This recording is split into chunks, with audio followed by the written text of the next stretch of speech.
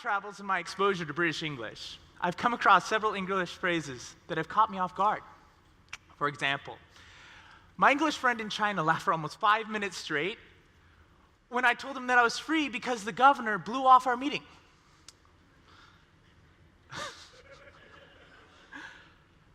When I could finally calm him down, he explained to me in England, blow off means to pass gas. You can understand how a mental image of a dignified Chinese governor canceling a meeting due to gas problems would be slightly humorous, I'm sure. All right, one morning, while I was teaching higher level English to foreign students in Washington, D.C., I asked a student why his girlfriend wasn't in the morning period.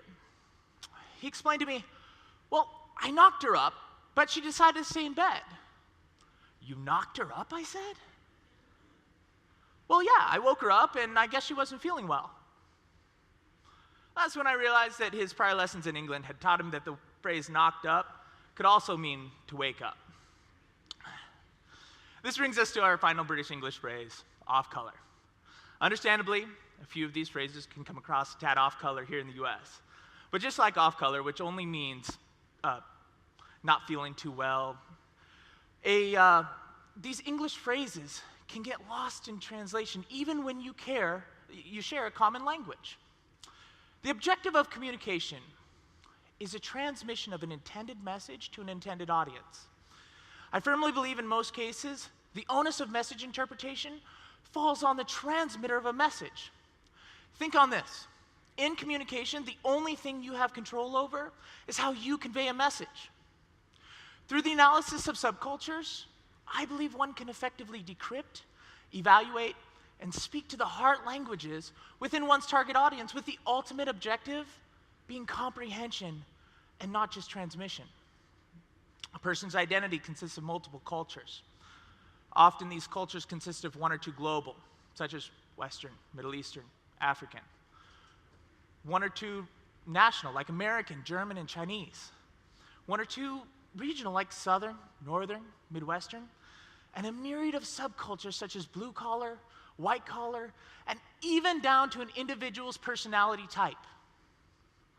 These cultural identities can act as linguistic filters that alter how people receive your transmitted messages. So what beverage do you think of when you hear the word cappuccino? Do you think of a robust, strong, dark coffee with a small amount of frothy milk and a slightly bitter aftertaste? Served in an 8-ounce ceramic cup on a small saucer? Or do you think of a styrofoam cup full of that stuff at the gas station cappuccino machine? It tastes like a hot, chalky milkshake. I'm from the West Coast. I serve coffee for a living. When I began my business here in Augusta, the first customers who asked for a cappuccino were quite surprised when they received a true Italian cappuccino. I quickly discovered that there is a definition of cappuccino that is unique to the South. Realizing this, I removed it from the menu and now always ask for a clarification if a customer orders one. By better understanding my local customer base, I'm now able to market my products more effectively. Maybe a more familiar example for you would be if any of you have ordered tea outside of the South, right? Sweet tea and iced tea are not the same in most of the US. Okay, now on a more serious note. While traveling in the Middle East, and my experiences with Arabs in the United States, I've come across a profound, critical misunderstanding between Christians and Muslims. It might surprise you to know that many Muslims around the world believe that Christians have some similar beliefs to the ancient polytheistic Greek religions. One day I was having a conversation with one of my Muslim friends who was surprised that I, as a Christian, did not believe that God came down on earth and had sexual relations with Mary in order to create Jesus. In my experience, Muslims that hear that Jesus is God's only begotten Son, most of them do not have the biblical or even cultural background to interpret that phrase in any other way than how it appears. My friend put it to me this way. Dawood, that's David in Arabic. We as Muslims believe that Allah was not born, nor does he have children. This belief that Christians have does not honor Allah, and it makes Jesus look like a Greek demigod. This is why many of us view Christians as polytheists. Thankfully, this friend had a good grasp on Western culture and was able to explain his perceptions to me.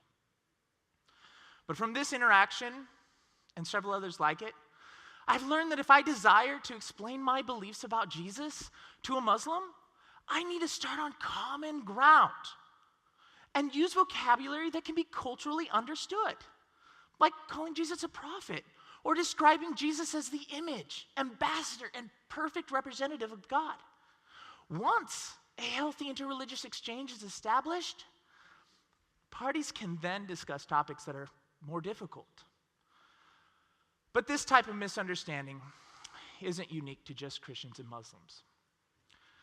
Sadly, I found that many people make little effort to adapt their intended messages to reach people of other cultures. You cannot always avoid misunderstandings.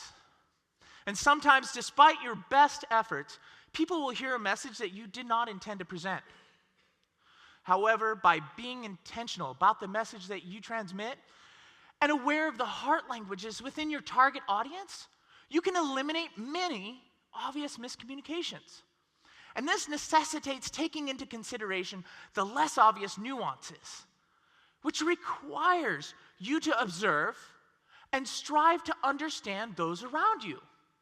Again, you only have control over the message that you transmit. And think on this. There are many times in life when you only have one chance to transmit a vital message correctly. So shouldn't you take the time and make the effort to do it right?